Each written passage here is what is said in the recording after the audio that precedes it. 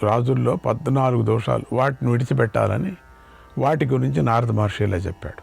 పరలోకం అనేది లేదు, దేవుడు అనేవాడు లేడు అనే నాస్తిక్య భావాన్ని, అసత్యము, కోపము, ఏమరపాటు, విపరీతమైనటువంటి ఆలోచన చేయటం, జ్ఞానులతో సహవాసం చేయకుండా ఉండటం, ఆలస్యము, పంచేంద్రియ విషయాల్లో ఆసక్తి చూపించడము, ప్రజలకు ఉపయోగపడే విషయాల్లో తానొక్కడే ఆలోచించడము, అర్థశాస్త్ర తెలియని మూర్ఖులతో ఆదాయ రాబడి ఖర్చులు గురించినటువంటి విషయాలు మాట్లాడటం, చేయాలని నిర్ణయించుకున్నటువంటి పనులను చెయ్యకుండా ఉండటం, రాజకార్యంలోని రహస్యాలను బట్టబయలు చేయటం, శుభకార్యాలకు చేయకుండా ఉండటం, ఇండ్లలో ఒక్కడే శత్రువుపైకి యుద్ధానికి వెళ్ళటం అనే 14 రాజదోషాలు.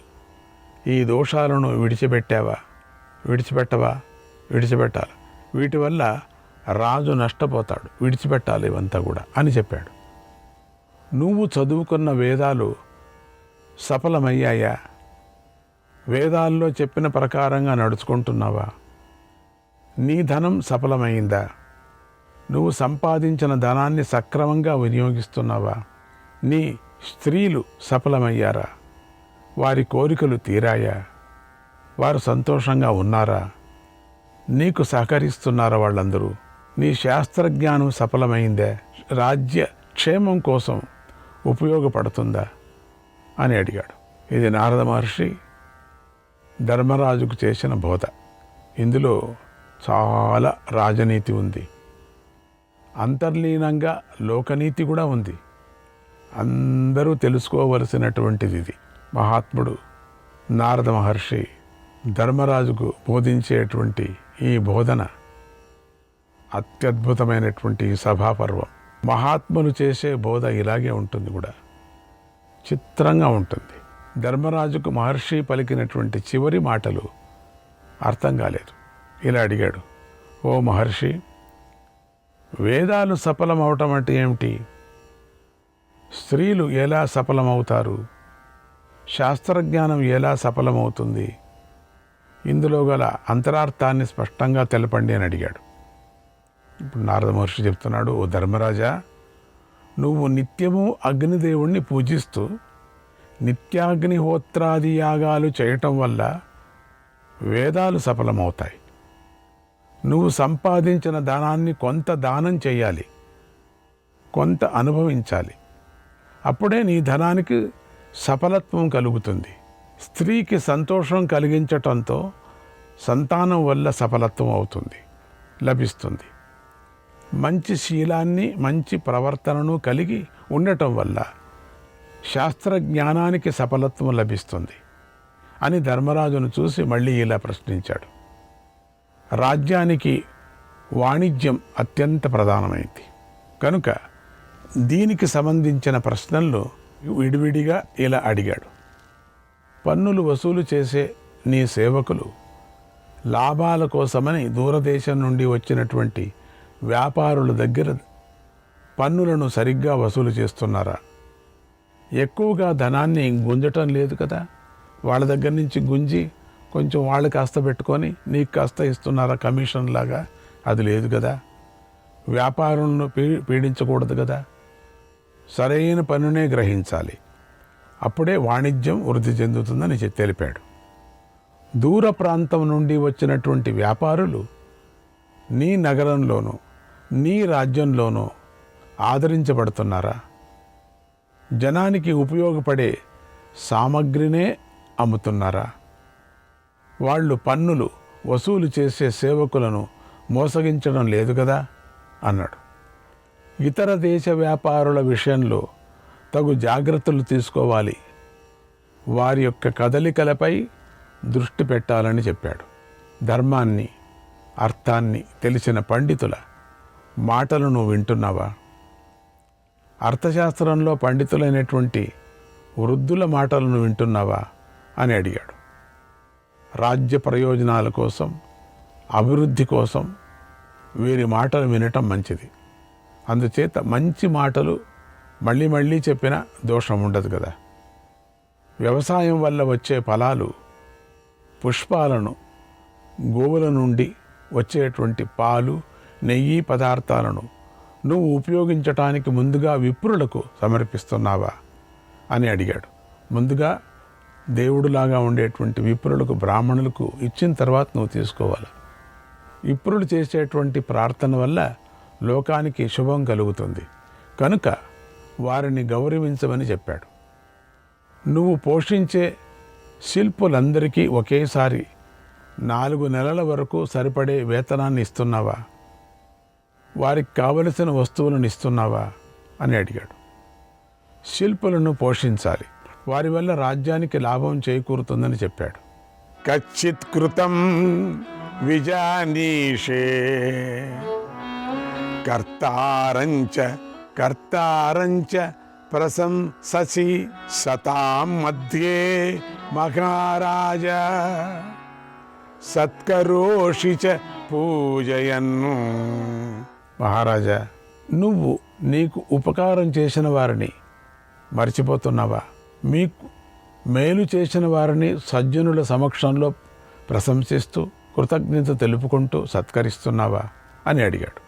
మేలు చేసిన వాడిని మరిచిపోకూడదని చెప్పాడు. నువ్వు ఏనుగులు, గుర్రాలు, రథాలకు సంబంధించిన వివరాలను పూర్తిగా తెలిపే గజసూత్రం, అశ్వసూత్రం, రథసూత్రం మొదలైనటువంటి గ్రంథాలను సంగ్రహంగా చదివి తెలుసుకుంటున్నావా అని అడిగాడు. రాజనే వాడికి వీటి లక్షణాలు తెలిసి ఉండాలని చెప్పాడు.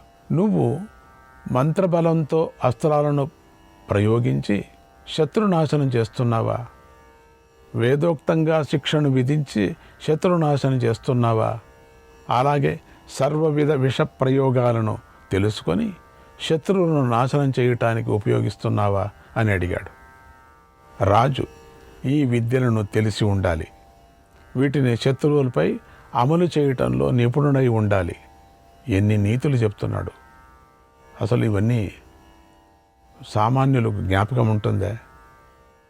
రాజు కాబట్టి అవన్నీ ఉండాలి, పుట్టకతోనే వస్తాయి కొన్ని గుణాలు. కాబట్టి ధర్మరాజు ఖండితంగా అవన్నీ ఉన్నాయి. కానీ ధర్మరాజు కూడా ఎక్కువైతాయేమో ఇవన్నీ కూడా. అసలు ఇవన్నీ ఎంత జ్ఞాపకం పెట్టుకోవాలా? అసలు రాజా లేక దేవుడా? రాజే దేవుడేమో, దేవతాగుణం ఉంటేనే రాజు. ఇది ధర్మరాజ్యం కదా, ధర్మరాజ రాజ్యాన్ని ఏలుతున్నాడు కదా. అందుకని ఇంతగా చెప్పాల్సి వచ్చింది. నీ రాజ్యాన్ని అగ్ని భయం నుండి, సర్ప భయం నుండి, రోగ భయము నుండి, రాక్షస భయము నుండి రక్షిస్తున్నావా అని అడిగాడు. రాజధర్మాలు ఆచరించు అన్నాడు. నీ రాజ్యంలోని మూగవారిని, కనుడు కనిపించిన గుడ్డివారిని, అంగవిహీనులు, కుంటివారిని, దిక్కులేని అనాథలను, సన్యాసులను తండ్రిలాగా కాపాడుతున్నావా అని అడిగాడు. ఒక్కటి వదిలాడండి మహానుభావుడు. అసలు ఇటువంటిది వదిలాడని చెప్పడానికి వీల్లేదు. పండితులు అన్ని చెప్పేస్తున్నాడు. వీరిని తప్పక కాపాడాలి, వీళ్ళందరినీ కూడా. షడనర్థ మహారాజ కచ్చిత్తే పృష్ఠతః కృతాః నిద్రాలస్యం భయం క్రోధః అమార్దవం దీర్ఘ సూత్రత. మహారాజా, నిద్ర, ఆలస్యం, భయం, కోపం, కాఠిన్యం, విశ్రాంతి లేకుండా పనిచేయటం మొదలైన ఈ 6 దోషాలను విడిచిపెట్టావా అని అడిగాడు. విశ్రాంతి లేకోకుండా పనిచేయాలా? ఇలా నారద మహర్షి మయసభలో అందరి ఎదుట విజృంభించి విపులంగా, విశదంగా, వివరంగా ఉపదేశించేసరికి ధర్మరాజు కరిగిపోయాడు. ఆయన పాదాలు పట్టుకొని సాష్టాంగ నమస్కారం చేశాడు. ఎంతో సంతోషిస్తూ ఇలా అన్నాడు, ఓ దేవరిషి, మీ ఉపదేశాన్ని నేను పాటిస్తున్నాను. మీ బోధతో నా బుద్ధి ప్రజ్ఞ ఎంతో పెరిగాయి అని భూమండలాన్ని చక్కగా పరిపాలించటానికి పూనుకొన్నాడు. నారద మహర్షి ధర్మరాజుతో, ఏ రాజైతే ఇలా 4 వర్గాల వారిని వారి వారి ఆశ్రమ ధర్మాలను కాపాడుతూ రాజ్యాన్ని పరిపాలిస్తాడో అతడు ఈ లోకంలో అత్యంత సుఖాన్ని అనుభవిస్తాడు, చివరకు ఇంద్రలోకాన్ని చేరి సుఖిస్తాడు అని ఆశీర్వదించాడు. రాజు ఇలా ఉండాలి, ఇలా నడుచుకోవాలి అని ఇంత విస్తృతంగా నారద మహర్షి రాజధర్మాలను బోధించాడు. అధికారులు కూడా ఈ ధర్మాలను ఆచరించి తరించెదురుగాక. శ్రీకృష్ణాయ పరమాత్మనే నమః. 6వ అధ్యాయం. అద్భుతంగా ఉపదేశించినటువంటి నారద మహర్షిని ధర్మరాజు ఎంతో భక్తి శ్రద్ధలతో పూజించి ఇలా అడిగాడు, ఓ భగవంతుడా, మీరు ఉపదేశించిన రాజధర్మాలన్నీ సత్యాలు. వాటన్నిటినీ న్యాయప్రకారంగా ఆచరిస్తాను. ప్రాచీన రాజులందరూ కూడా న్యాయంగానే ధర్మాలు పాటించి, ఇవే ధర్మాలంటే ఏదో పూజలు పునస్కారాలు కాదు. ఇంతవరకు నారద మహర్షి బోధించినటువంటి కర్తవ్య ప్రజ్ఞ రాజుకు, ఈ కర్తవ్య ప్రజ్ఞను ఆచరించేటువంటిదే ధర్మం అంటారు. వాళ్ళందరూ కూడా ధన్యులయ్యారు. మీరు చెప్పినవన్నీ లాభం చేకూర్చి పెట్టేవిగా ఉన్నాయి కదా, ఇందులో ఎలాంటి సందేహము లేదు. ఓ ప్రభు, మేము ఉత్తమ మార్గంలోనే నడవాలని అనుకుంటున్నాం, కానీ మేము పూర్తిగా నియమాలను పాటించలేము, కొన్ని ధర్మాలను ఆచరించలేము అనే అనుమానం మాకు కలుగుతూ ఉంటుంది. దయచేసి ఈ సందేహాన్ని తొలగించండి అని ప్రార్థించాడు. ఒక్కవేళ ఏదైనా పొరపాటు జరిగి పాటించలేనటువంటి కొన్ని ధర్మాలు ఏమన్నా ఉంటే దానికి మేమేం చేయాలా? 2 గడియలు గడిచిన తర్వాత ధర్మరాజు నారద మహర్షిని మళ్ళీ ఇలా అడిగాడు, మునీంద్ర, మీరు మనోవేగంతో సమానంగా సంచరిస్తూ ఉంటారు. ఎప్పుడు 3 లోకాలను సంచరిస్తూ ఉంటారు. లోకాల్లోనూ కూడా బ్రహ్మదేవుడు సృష్టించిన లోకాలన్నిటిని కూడా మీరు చూస్తూ ఉంటారు. వాటిలో గల ఎన్నో వింతలు విశేషాలను చూస్తూనే ఉంటారు. అయితే ఎప్పుడైనా ఎక్కడైనా ఇలాంటి సభను కానీ, దీనికన్నా గొప్పగా ఉన్న సభను కానీ చూశారా? ఈ విషయాన్ని నాకు చెప్పండి. ఇది తెలుసుకోవాలని నాకెంతో కుతూహలంగా ఉంది అని అడిగాడు. ఇటువంటి సందర్భం, ఇటువంటి సన్నివేశం, ఇటువంటి వాతావరణం, ఇటువంటి సభ మీరు ఎప్పుడైనా ఎక్కడైనా త్రికాలాల్లో, త్రిలోకాల్లో, త్రికాల సంచారి కదా మీరు, ఎక్కడైనా ఉందే? అప్పుడు నారద మహర్షి ఆ మాటలు విని చిరునవ్వు నవ్వి ఇలా అన్నాడు, నాయనా, ఇది మణిమయ సభ. ఇలాంటి సభను నేనెప్పుడూ మానవలోకంలో చూడలేదు, అసలు వినను కూడా లేదు. నీ మనస్సులో లోకాలలోని దివ్య సభలను గురించి వినాలని ఉంటే చెబుతాను. దేవతలు, పితృదేవతలు, సాధ్యులు, నియమాలు పాటించి యజ్ఞం చేసే యాజులు, శాంతమూర్తులైనటువంటి మునులు, మంచి దక్షిణలతో కూడినటువంటి యజ్ఞాల గురించి కూడా నీకు వినాలా ఉంటే చెప్తాను. నీ పితృదేవుడైనటువంటి యముడి సభ గురించి, బుద్ధిమంతుడైనటువంటి వరుణుడి సభ గురించి, స్వర్గాధిపతి అయినటువంటి ఇంద్రసభ గురించి, కైలాసవాసి అయినటువంటి కుబేరుడి సభ గురించి, బ్రహ్మదేవుడి దివ్య సభ గురించి చెబుతాను అన్నాడు. ఆ మాటలు వినగానే ధర్మరాజు ఎంతో సంతోషించి సోదరులు, బ్రాహ్మణులందరితోనూ కలిసి నారద మహర్షికి నమస్కారం పెట్టి ఇలా ప్రార్థించాడు, మునీశ్వర, మాకు ఆ దివ్య సభల గురించి చెప్పండి. వాటి గురించి వినాలని ఎంతో కుతూహలంగా ఉంది అన్నాడు. ఆ సభలను ఏ ద్రవ్యంతో నిర్మించారు? వాటి పొడవెంత, వెడల్పు ఎంత? బ్రహ్మదేవుడి సభలో ఏ ఏ సభాసదులు అక్కడికి వచ్చి ఆ దేవదేవుణ్ణి పూజిస్తూ ఉంటారు? అలాగే ఇంద్ర సభలోను, యముడి సభల్లోనూ, వరుణదేవుడి సభలోనూ, కుబేరుడి సభలోనూ ఎవరిని ఎవరు సేవిస్తారు, ఎవరు పూజిస్తారు? ఓ బ్రహ్మర్షి, ఈ విషయాలన్నిటినీ మీ ద్వారా పూర్తిగా వినాలని కోరుతున్నాను. మా కుతూహలాన్ని తీర్చండి అని ధర్మరాజు ప్రార్థించాడు. నారద మహర్షి ఆ ప్రార్థనను మన్నించి, ధర్మరాజా, నీ కోరిక ప్రకారమే ఆ దివ్య సభల గురించి చెబుతున్నాను విను అని చెప్పసాగాడు. శ్రీకృష్ణాయ పరమాత్మనే నమః. 7వ అధ్యాయం. నారద మహర్షి ముందు ఇంద్రసభ గురించి ధర్మరాజుకి ఇలా చెప్పాడు. ధర్మరాజా, ఇంద్రసభ దివ్య సభ, తేజస్సుతో వెలిగిపోతూ ఉంటుంది.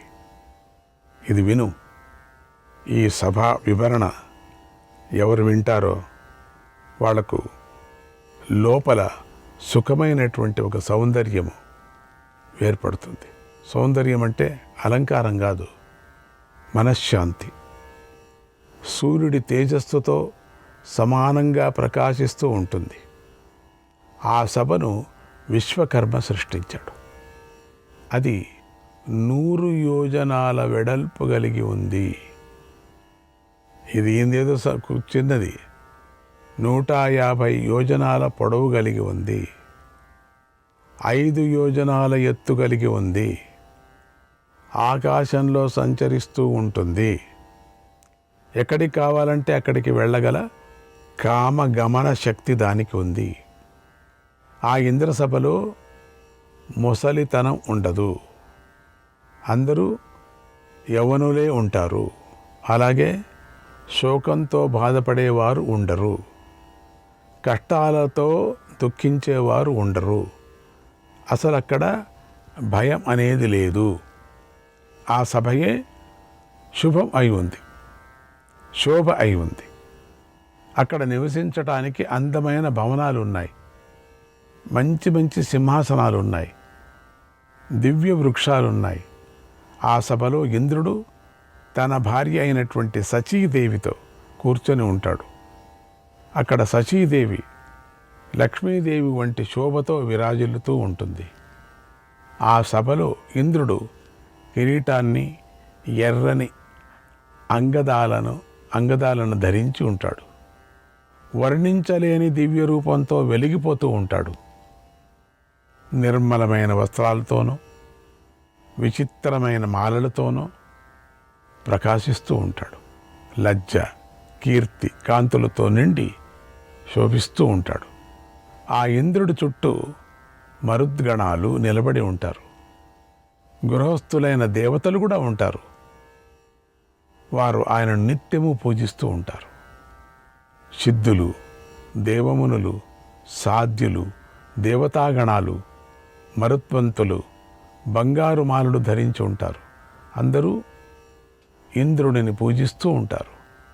వీరందరూ కూడా తమ అనుచరులతో కలిసి దివ్య రూపాలతో వెలిగిపోతూ ఉంటారు. అక్కడ పాపం లేనివారు, నిర్మలమైన స్వభావం కలవారైన దేవఋషులు జ్వలించే అగ్నిలాగా వెలిగిపోతూ ఉంటారు. అందరూ ఇంద్రుణ్ణి సేవిస్తూ ఉంటారు. ఆ దేవవృషులు అమిత తేజస్సును కలిగి ఉన్నారు. వారు సోమయాగాలు చేసిన వారు. వారికి చింత, శోకాలు ఉండవు. శ్రీకృష్ణాయ పరమాత్మనే నమః.